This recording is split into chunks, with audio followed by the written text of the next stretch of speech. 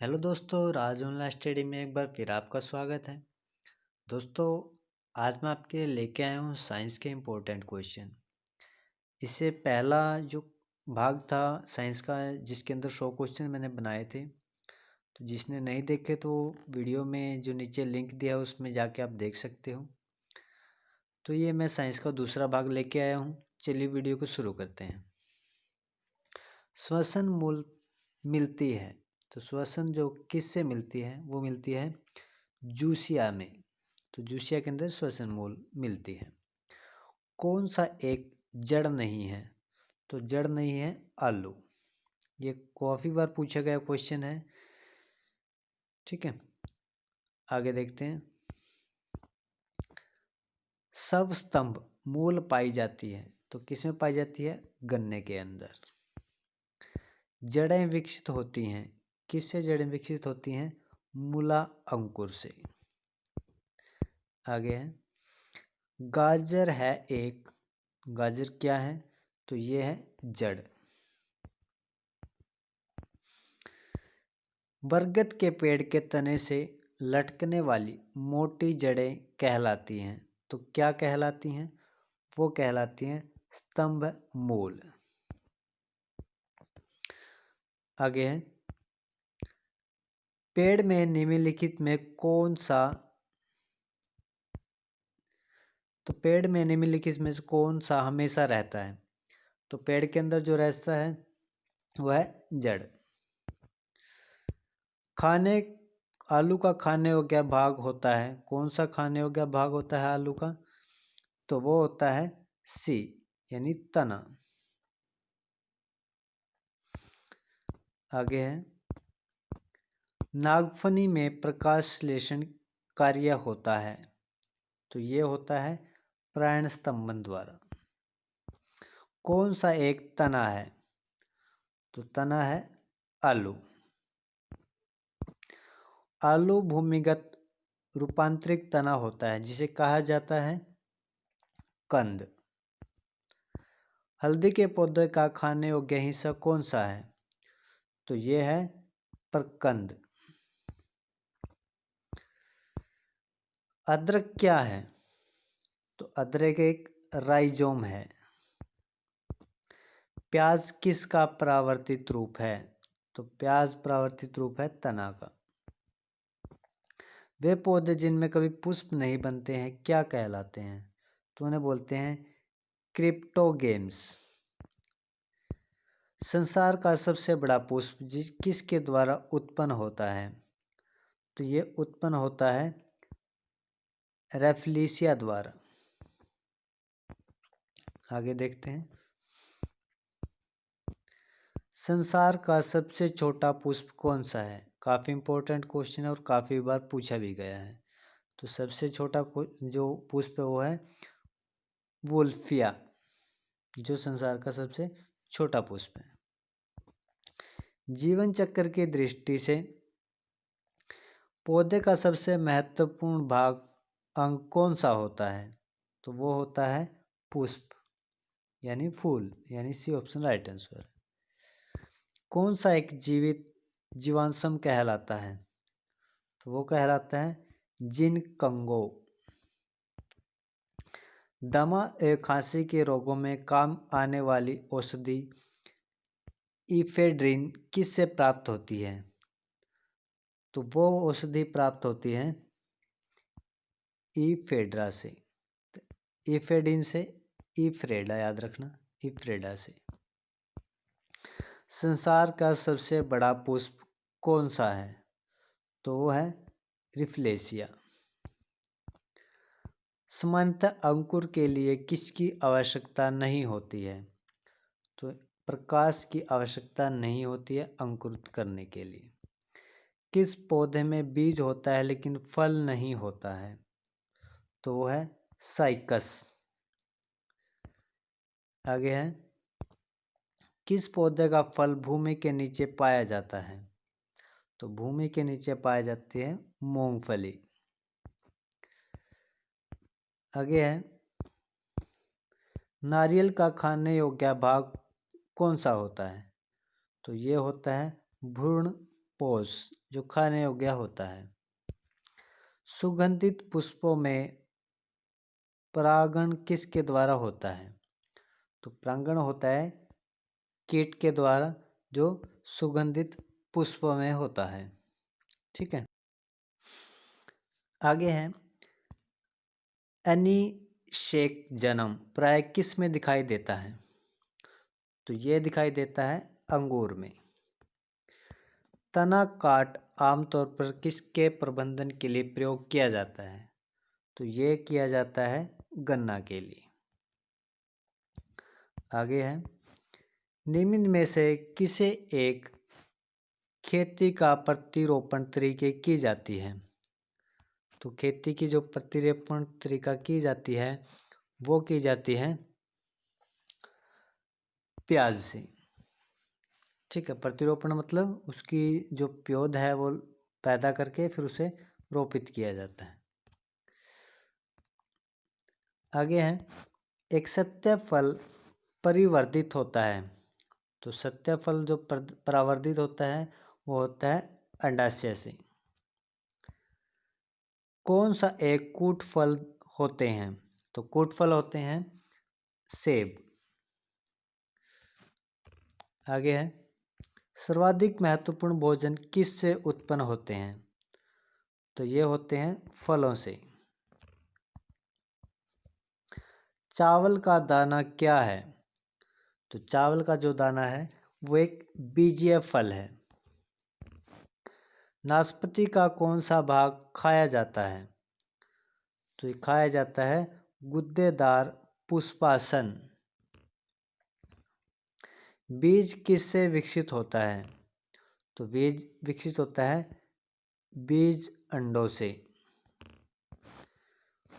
निम्नलिखित में से किसे वर्गी का जनक कहा जाता है?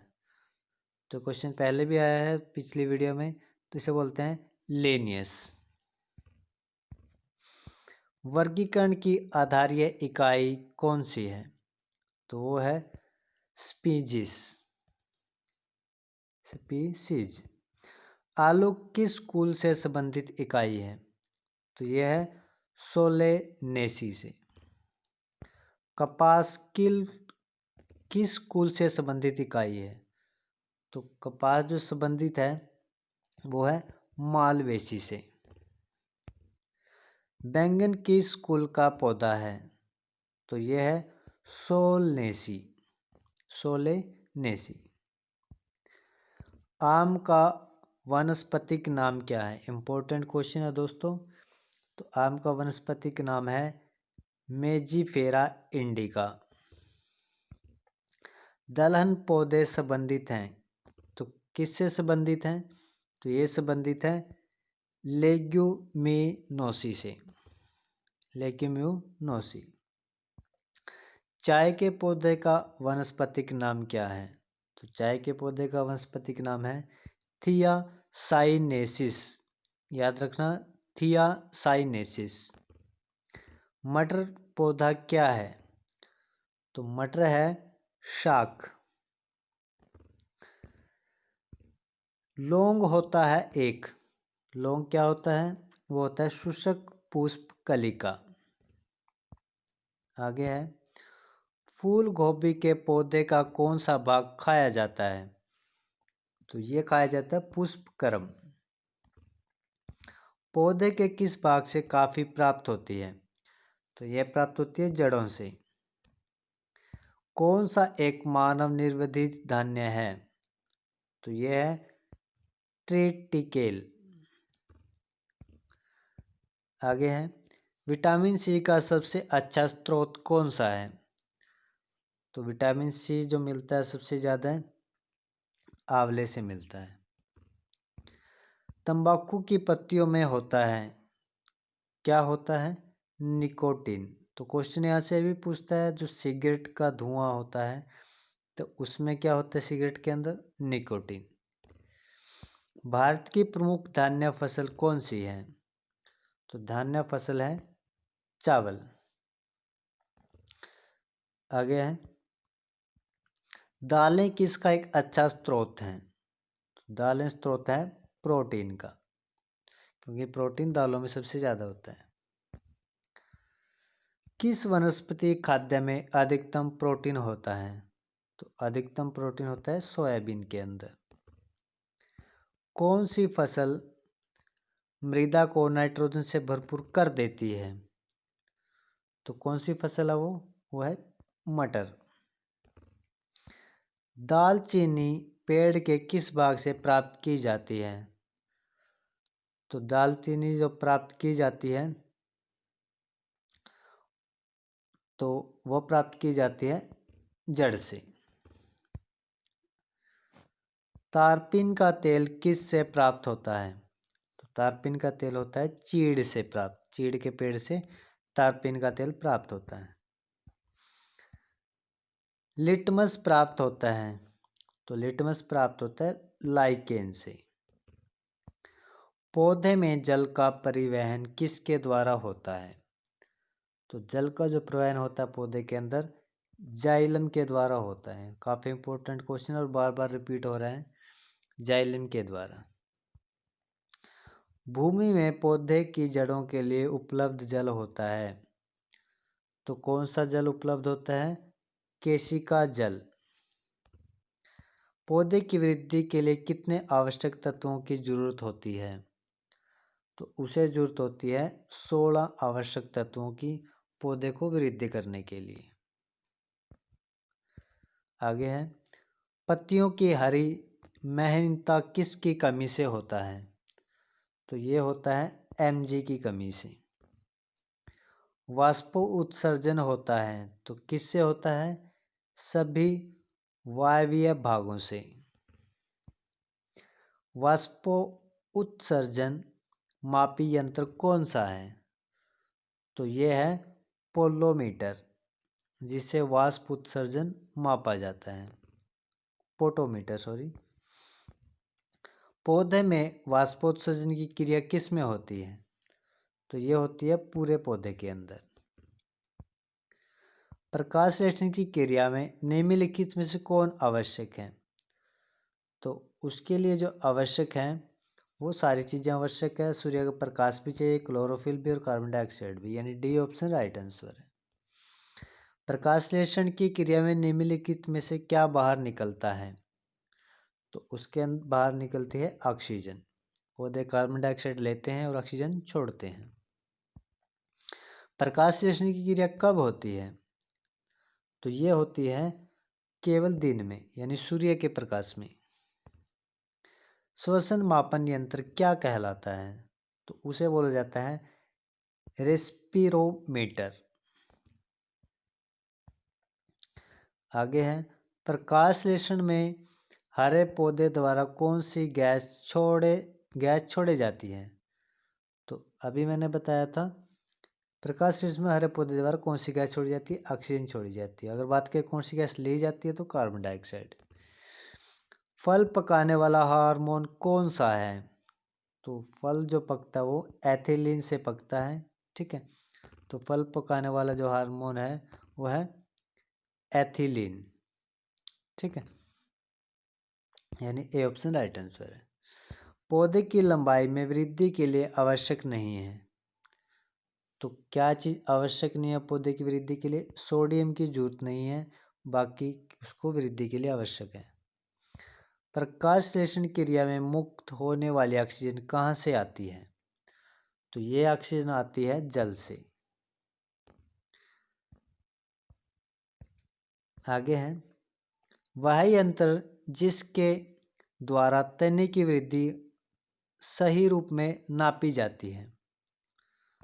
तो वह यंत्र जिसके द्वारा तने की वृद्धि सही रूप में नापी जाती है तो वह है ऑक्सीजेनोमीटर। ठीक है, ऑक्सीजेनोमीटर।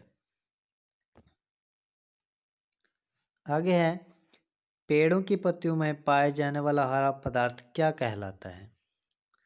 तो पेड़ों की जो पत्तियों में पाया जाता है हरा पदार्थ उसे बोलते हैं क्लोरोफिल।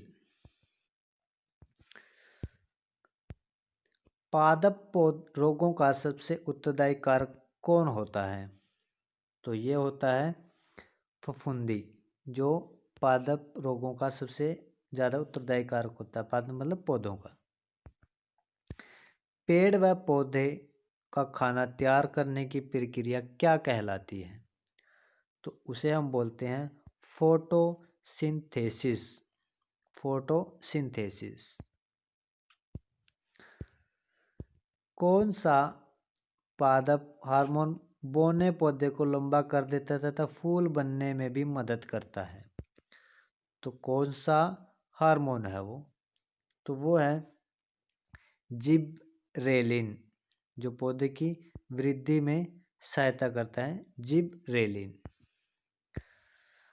छुई मुई की पत्तियों में गति होती है, तो किसके कारण होती है वो? कंपानुकुंचन। तो कंपानुकुंचन की वजह से उसमें गति होती है। खैरा रोग किस फल से संबंधित है? जो खैरा रोग है वो धान से संबंधित है। खैरा रोग किसके कारण होता है? तो खैरा रोग होता है जस्ता की कमी के कारण। ठीक है दोस्तों, आगे देखते हैं। चाय में लाल रस्ट रोग किसके कारण होता है? तो ये होता है हरे शैवाल के कारण। नींबू का कैकर रोग किसके कारण होता है? तो ये होता है जीवाणु के कारण। मिलीबग किस फल से संबंधित है? तो ये है सरसों से संबंधित मिलीबग। गेहूं से संबंधित रस्ट रोग पर कार्य करने वाले वैज्ञानिक कौन से हैं? तो गेहूं के अंदर रोग होता है रस्ट रोग, तो उस पर कार्य करने वाले वैज्ञानिक कौन से हैं? तो वो है केसी मेहता, यानी ए ऑप्शन। अग्नि निर्जा रोग किस से संबंधित है? तो ये संबंधित है सेब से। स्ट्रिक कैकर है, क्या चीज है स्ट्रिक कैकर? तो ये है नींबू का एक रोग। आलू में ब्लैक हार्ट का कारण कौन सा है? तो ब्लैक हार्ट का जो कारण है आलू के अंदर वो है ऑक्सीजन की कमी। पादपों में बना खाद्य पदार्थ पौधों के विभिन्न अंगों में किसके द्वारा पहुंचता है? तो ये पहुंचता है फ्लोएम के द्वारा। पादपों में जल तथा खनिज लवणों का संचालन किसके द्वारा होता है? तो ये होता है जाइलम के द्वारा, यानी B option right answer. Decibel किसे मापने के लिए प्रयोग में लाया जाता है? तो ये लाया जाता है वातावरण में ध्वनि को मापने के लिए।